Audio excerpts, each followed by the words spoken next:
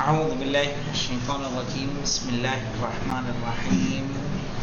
نقوش امامت میں کل ہم نے پڑھا تھا کہ خلافت دوم کی کس طرح سے مولائے متقیان علی بن ابی طالب علیہ السلام نے مدد فرمائی تھی، اور یہ مدد کیسی تھی؟ سیاسی مدد تھی۔ اب ایک نئی بحث ہماری شروع ہو رہی ہے، اور نئی بحث میں یہ ہے کہ آپ کی زندگی آغاز خلافت سے صحیح ہے شہادت تک، یعنی مولا کائنات کو جب خلافت ملی ہے تب سے لے کے شہادت تک کی تاریخ و زندگی و سیرت آپ کی ہم یہاں پر ملاحظہ فرمائیں گے۔ کہہ رہے ہیں حضرت عثمان کی مالی اور انتظامی خرابیاں، صحیح ہے، مالی اور انتظامی خرابی۔ انتظام معلوم کیسا تھا بیٹا؟ انتظام ایسا تھا کہ انہوں نے والی، گورنر، افسران اپنے رشتہ داروں کو بنایا، جبکہ صحابی رسول اس وقت موجود تھے، صحیح ہے۔ یہ کام نہ ابو بکر نے کیا تھا نہ عمر نے کیا تھا، لیکن عثمان نے یہ کام کیا، تو اس سے جو صحابی تھے وہ ایک طرف ہو گئے اور ان کے اندر اختلافات پیدا ہوئے، انہوں نے اعتراضات اٹھائے کہ جب بزرگ صحابی رسول موجود ہیں تو پھر رشتہ داروں کو نہ عمر نے مقدم کیا نہ ابو بکر نے مقدم کیا، لیکن عثمان نے مقدم کیا۔ اس کے علاوہ مالی کا مطلب اپنوں کو زیادہ سے زیادہ پیسہ دیا، دوسروں کو وہی دیا جو ان کا حق تھا یا وہ بھی نہیں دیا، سمجھ گئے؟ اپنا ہے تو 10,000 درہم دیا، دوسرا ہے تو 100 درہم دیا۔ یہ مثال کے طور پہ میں نے کہا، ایسا نہیں ہے کہ انہوں نے یہی کام کیا ہے، لیکن اس صورت میں کیا ہوا کہ جو ایک مساوات تھا، جو عدالت تھی، وہ ختم ہو گئی، اور لوگوں میں غصہ، اور یہاں تک کہ کوئی شکایت کرنے کے لیے آتا تھا تو ان کی آواز، ان کی بات سنی نہیں جاتی تھی۔ تو ان لوگوں کے اندر ایک شکوہ یہ ہوتا تھا کہ جب ہماری، یہاں تک کہ وہ کوئی شکایت کرنے بھی آتا تھا کہ ہمارے یہاں کا گورنر ظلم کر رہا ہے، ہم پر بیجا سختیاں کرتا ہے، تو ایسے میں انہیں کو دھتکار کے بھگا دیا جاتا تھا، دھکا دے کے بھگا دیا جاتا تھا دربار خلافت سے۔ تو کہہ رہے ہیں حضرت عثمان کی مالی اور انتظامی خرابیاں بیرون اختیار اور بیت المال میں شرعاً ناجائز تصرف، صحیح ہے، کیا تھیں؟ بیرون اختیار تھیں، یعنی اختیار کے باہر تھیں، اتنی باہر تھیں کہ مروان کو انہوں نے اپنا داماد بنایا تھا، مروان ابن حکم کو۔ کچھ لوگوں نے ایک خط مصر جاتے ہوئے پکڑا، قاصد کو پکڑ لیا، پکڑا تو اس میں خط تھا باقاعدہ جس میں قتل جو وہاں کا گورنر تھا اس کے قتل کا حکم صادر کیا گیا تھا۔ تو کہا گیا، ان سے پوچھا کہ آپ نے لکھا؟ کہا نہیں ہم نے تو نہیں لکھا، مہر ان کی لگی ہوئی، لگانے والا کون؟ ان کا داماد مروان۔ تو جب آپ کا انتظام آپ کے کنٹرول میں نہیں ہے، خلیفہ آپ ہے، مہر کوئی اور استعمال کر رہا ہے آپ کی، تو ایسی خلافت کس کام کی ہے؟ ٹھیک ہے۔ اور ایسے ایسے سنگین فیصلے، بیت المال میں شرعاً ناجائز تصرف، بھائی ایسا تھوڑی ہے کہ میرا بیٹا میرا بھائی ہے تو میں اس کو جو ہے زیادہ دوں گا اور آپ کو کم دوں گا۔ بھائی آپ ہی مجھے بتائیں، اگر میں یہ کام کرنے لگوں کہ کوئی میرے گاؤں کا یہاں پہ طالب علم ہو، اس کو میں 2 پیٹیز دوں، آپ کو 1 دوں، بھائی ایک دن آپ جھیل جائیں گے، جناب نے اس کو کسی وجہ سے 2 دیا ہوگا، لیکن ہر معاملے میں جب ہم اس کو مقدم رکھیں گے، اس کو زیادہ عطا کریں گے، آپ کو کم دیں گے، تو آپ کیا کریں گے؟ ہمیں ظالم سمجھیں گے کہ نہیں سمجھیں گے کہ جناب انصاف نہیں کرتے، صحیح ہے، سب کو برابر کی نگاہ سے نہیں دیکھتے۔ خلافت کا کام کیا ہوتا ہے؟ کہ جو غریب ہیں ان سب کو برابری سے دیکھے، جو ضرورت مند ہیں ان سب کو برابری سے دیکھے، جتنے مسلمان ہیں ان سب کو برابری کی، جو جس کی مقام و منزلت ہے اس کی مقام و منزلت کو باقی رکھے. صحیح ہے. زوجات پیغمبر اگر سب ہیں تو زوجات پیغمبر کو سب کو برابر شہریہ ملنا چاہیے. سب رسول کی بیویاں ہیں، عائشہ کو زیادہ کیوں دیا جائے گا؟ صحیح سمجھ رہے ہیں بات کو؟ یہ ہے. تو بیت المال میں شرعاً ناجائز تصرف تھا، نیز ان کا بنی امیہ اور اپنے خاندان کے نالائق افراد کو حکومت کے اعلیٰ عہدوں پر تقرر. مولانا لائق نہیں، نالائق. ولید کو جانتے ہو؟ ولید جو کوفے کا گورنر بنایا گیا تھا، جس نے شراب کے نشے میں 2 کی 4 پڑھائی اور شکایت کے بعد بھی اسے نہیں ہٹایا، تو وہ لائق ہے کہ نالائق ہے؟ بندروں سے کھیلتا تھا وہ، اور ان کا گورنر ہے. کہہ رہے نیز ان کا بنی امیہ اور اپنے خاندان کے نالائق افراد کو حکومت کے اعلیٰ عہدوں پر تقرر، یعنی ان کو معین کرنا، اور آخر کار مہاجرین و انصار میں لائق افراد کو کنارے لگا دینا. وہ مہاجرین صحیح ہے. تو مہاجرین کی ایک فضیلت ہے، رسول کے ساتھ ہجرت کر کے آئے ہیں. انصار کی ایک فضیلت ہے. تو کیا تھا، جو انصار تھے ان کو کیا کر دیا گیا؟ کنارے لگا دیا گیا. صحیح. اب دیکھیں، اور مقدرات اسلامی کو بنی امیہ کے ہاتھوں سپرد کر دینا.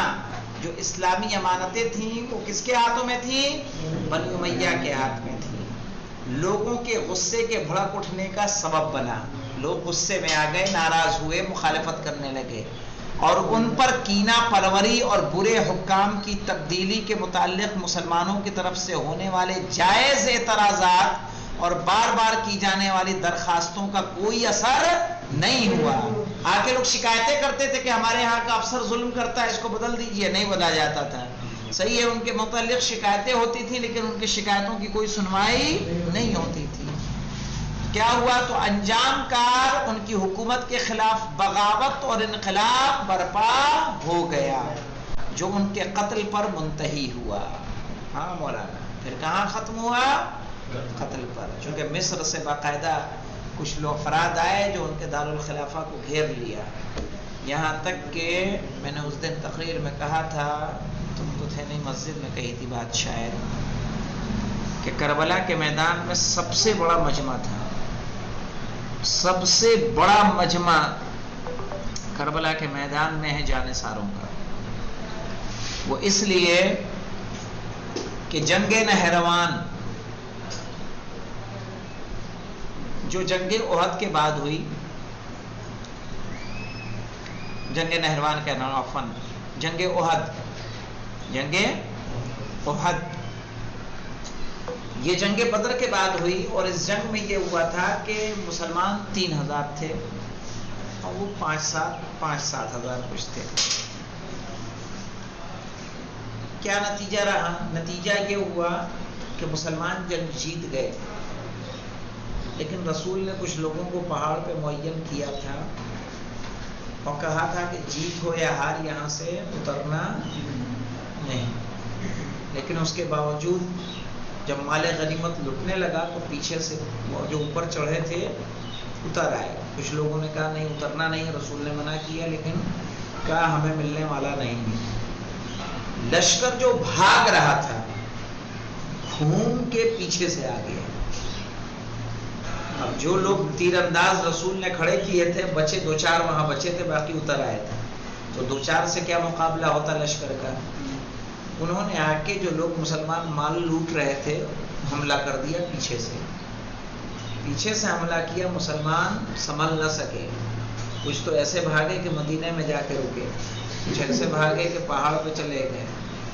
صحیح ہے. وہ سب صحابی رسول تھے، اور رسول یکو تنہا، اسی میں جناب حمزہ شہید ہوئے. اور رسول کے ساتھ باقی رہنے والے جنگ کرنے والے صرف 10 افراد تھے. کتنے؟ 10 لوگ. مشکل کے وقت میں کون تھا؟ 10 لوگ. جنگ حنین ہوئی ہے فتح مکہ کے بعد. فتح مکہ ہوئی ہے 8 ہجری میں.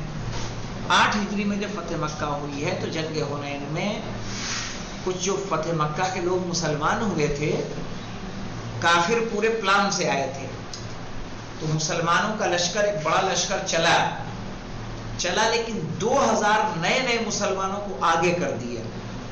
پرانے والے مسلمان پیچھے اور نئے والے مسلمان جو بھی تازے مسلمان ہوئے تھے 2000 آگے. ان سبوں نے کیا کیا تھا؟ پہاڑوں میں چھپے ہوئے تھے. ابھی لشکر جا رہا ہے، میدان میں پہنچا نہیں ہے کہ سج جائے، لگ جائے اور پھر لڑائی شروع ہو. نہ، وہ ابھی جاتے میں جو پہاڑوں میں چھپے ہوئے تھے ان سبوں نے حملہ کر دیا. حملہ کیا تو جو نئے مسلمان تھے وہ تو ایسے ہی بھاگ گئے. ان کے پاس ہمت تھی نہیں کہ وہ رکتے،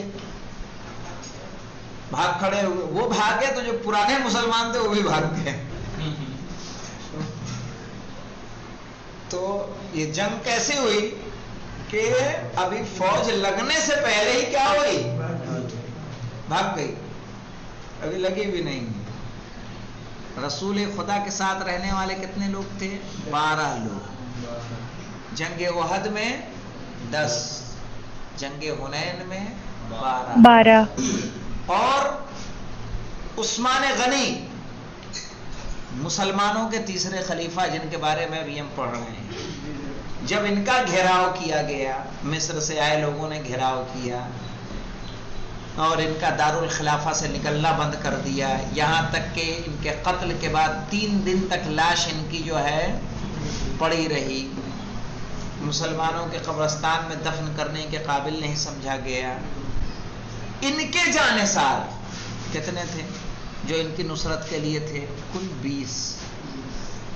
جب حضرت عثمان مشکلوں میں تھے تو ان کے سچے جانثار کتنے تھے؟ 20. کربلا کے میدان میں سب سے کم تعداد جو بتائی گئی ہے، 18 بنی ہاشم کو نکال دیں تو 54 افراد تب بھی بچتے ہیں. کتنے؟ 54 لوگ کہ جو امام حسین علیہ السلام کے ساتھ اپنی جان قربان کر رہے ہیں. تو 10 زیادہ ہوتا ہے، 12 زیادہ ہوتا ہے، 20 زیادہ ہوتا ہے کہ 54 زیادہ ہوتا ہے کہ نہیں؟ کربلا میں اس سے بڑی تعداد اور کیا ہو سکتی ہے کہ جو لوگ ایسے ہیں کہ جو اپنی جان نچھاور کر سکتے ہیں. یعنی 10 لوگ جنگ احد میں ایسے تھے رسول کو چھوڑ کے نہیں ہٹے. حنین میں 12 لوگ ایسے ہیں کہ جو رسول کو چھوڑ کے نہیں گئے. 20 لوگ ایسے ہیں جو عثمان کو جنہوں نے اکیلا نہیں چھوڑا. لیکن امام حسین کے لیے کتنے لوگ ہیں؟ 54 لوگ. تو ایک بڑی تعداد ہے جو کربلا میں امام حسین علیہ السلام کے لیے اپنی جان کو قربان کر رہے ہیں. تو بہرحال کیا ہوا؟ انجام کار ان کی حکومت کے خلاف بغاوت و انقلاب برپا ہو گیا اور جو ان کے قتل پر منتہا ہوا. پھر لوگوں نے حضرت علی علیہ السلام کے ہاتھوں پر خلافت ظاہری کے لیے بیعت کی. اس لحاظ سے حضرت علی علیہ السلام کی حکومت جو قتل عثمان کے بعد وجود میں آئی وہ ایک ایسی انقلابی حکومت تھی جو ماقبل حکومت کے مظالم اور مفاسد کے خلاف بغاوت کا ثمرہ تھی، یعنی نتیجہ تھی. کیا ہوا تھا؟ پہلے حکومت میں، اس سے پہلے کی حکومت میں جو ظلم و فساد ہوئے تھے ان سے جب بغاوت ہوئی تو بغاوت کے بعد اگر کسی نے کسی کو چنا ہے تو وہ کون ذات تھی؟ مولائے کائنات کی ذات تھی. اب دیکھیں مولانا، 3 محاذوں پر جنگ. مولائے کائنات نے اپنی حکومت میں کیا کیا ہے؟ 4 سال کچھ ماہ حکومت کی ہے اور 4 سال کچھ ماہ حکومت میں انہوں نے 3 جنگیں کی. کون کون سی ہیں؟ سب سے پہلے جنگ جمل ہے اور اس کے بعد جنگ صفین ہے اور پھر اس کے بعد جنگ نہروان. صحیح ہے؟ یہ 3 جنگ ہیں. جنگ نہروان مارقین کے ساتھ ہے، جنگ صفین ناکسین کے ساتھ ہے، قاسطین کے ساتھ ہے، اور جنگ جمل ناکسین کے ساتھ ہے. صحیح ہے؟ کہہ رہے 3 محاذوں پر جنگ. حضرت علی علیہ السلام کی خلافت اور حکومت جو سرتاپا عدل و انصاف کی بنیاد تھی. سرتاپا کا مطلب کیا ہوتا وسیم؟ سر سے پیر تک، یعنی پوری کی پوری حکومت کس کی بنیاد پر تھی؟ عدل و انصاف کی بنیاد پر تھی، اور جس کا مقصد اسلام کی اصل سنتوں کو زندہ کرنا تھا. مخالف افراد پر سخت اور گراں گزری. جو حضرت علی کے مخالف تھے وہ کیا تھا؟ ان کے لیے مشکلات پیدا ہوئی، یہاں تک کہ حضرت علی کی عدالت و انصاف کو دیکھ کے کچھ اپنے لوگ کوفہ چھوڑ کے چلے گئے، اپنے ہی، کہ اگر کہیں مولا کے سامنے نہ آ جائیں. صحیح ہے؟ اس لیے عمل کا صحیح ہونا ضروری ہے. کہیں امام زمانہ آئے اور ہم ہی لوگ پیچھا نہ چھڑا لیں. عمل صحیح نہیں ہوگا تو ہم سامنے جانے کی ہمت کریں گے؟ چونکہ امام کی ذات تو وہ ذات ہے کہ جن سے کوئی شے پوشیدہ نہیں ہے. رات میں سوئے نہیں ہو کیا تم؟ تب کیوں سو رہے ہو؟ طبیعت نہیں صحیح ہے؟ ہاں؟ کیوں ہو رہی تھی؟ اس کی بھی کوئی وجہ ہوگی نا. شب بیداری میں گئے تھے کیا کہیں؟ تو یہاں دیکھیے تو ان پر کیا گزری؟ گراں گزری. اور آپ کی حکومت جی اسکرین نہیں آ رہی. اسکرین نہیں آ رہی؟ اسکرین کو تو ایسا کچھ ہونا نہیں. ہاں ہوا تو ایسا ہی کہہ رہی. یہ کٹا ہوگا، کچھ نیٹ کٹا ہوگا. آئی؟ جی ہاں، سخت و گراں گزری، اور آپ کی حکومت کے مقابلے میں مخالف صفیں تیار ہو گئیں. یہی مخالفین آخرکار ناکسین، قاسطین اور مارقین کے ساتھ 3 جنگوں کا سبب بنی. ذیل میں ہم ان تینوں جنگوں کے بارے میں مختصر توضیح کرتے ہیں. ناکسین، بیعت کو توڑنے والے. کیوں ناکسین ان کو کہا گیا؟ کیونکہ طلحہ اور زبیر یہ وہ افراد تھے کہ جنہوں نے ابتدائی ہی میں مولا کائنات کے ہاتھوں پر بیعت کی تھی، اور پھر یہ امید رکھتے تھے کہ مولا کائنات انہیں کسی اچھی جگہ پر بھیج دیں گے تاکہ یہ وہاں کے گورنر بن جائیں گے اور پھر مال متاع کمائیں گے. لیکن علی کی حکومت تو ایسی نہیں تھی. ٹھیک ہے؟ تو کیا ہوا؟ علی علیہ السلام نے کہا میرے ساتھ یہیں رہو تو زیادہ اچھا ہے، مدینہ ہی میں یہیں قیام کریں. تو کچھ دن تو وہ رہے، لیکن پھر وہ علی کے بغل میں بیٹھنا اور ان کے بارگاہ میں رہنا ان کے لیے آسان نہ تھا. انہوں نے مولا کائنات سے اجازت چاہی کہ ہم چاہتے ہیں کہ مکے جائیں اور جا کے عمرہ کر کے آئیں یا حج کر کے آئیں. امام نے کہا کہ تم کیوں جاتے ہو؟ چونکہ امام مقصد سے واقف ہیں. کہا تم یہیں رہو، ہم تمہیں جو ضرورتیں ہیں تمہاری پوری ہوں گی. کہا نہیں، ہم پھر بھی سیر کرنا چاہتے ہیں. اور وہ گئے، چونکہ وہاں جناب عائشہ تھیں، اور پھر جا کے جناب عائشہ سے یہ لوگ مل گئے اور انہیں پھر بھڑکایا اور ایک لشکر کو آمادہ کیا. اور لشکر گیا کہاں؟ بصرے میں. بصرے میں جا کے اس نے اتپات مچایا، ہنگامہ کیا، مسجد میں نماز پڑھنے والوں کو قتل کیا. جب علی علیہ السلام کو اس کی خبر ملی تو مولا کائنات باقاعدہ ایک لشکر لے کے گئے اور جا کے ان سے مقابلہ کیا اور اس جنگ کو جیتے. انشاءاللہ ہم لوگ کل جنگ جمل اور جنگ صفین ہو سکتا ہے پڑھ لیں. تو اس میں دیکھیے تو ناکسین کے لفظ کا سمجھ میں آیا؟ عہد کو توڑنے والے. تو کن لوگوں نے عہد کو توڑا تھا؟ طلحہ اور زبیر. ٹھیک ہے، ان کا نام یہاں آئے گا. الحمدللہ رب العالمین.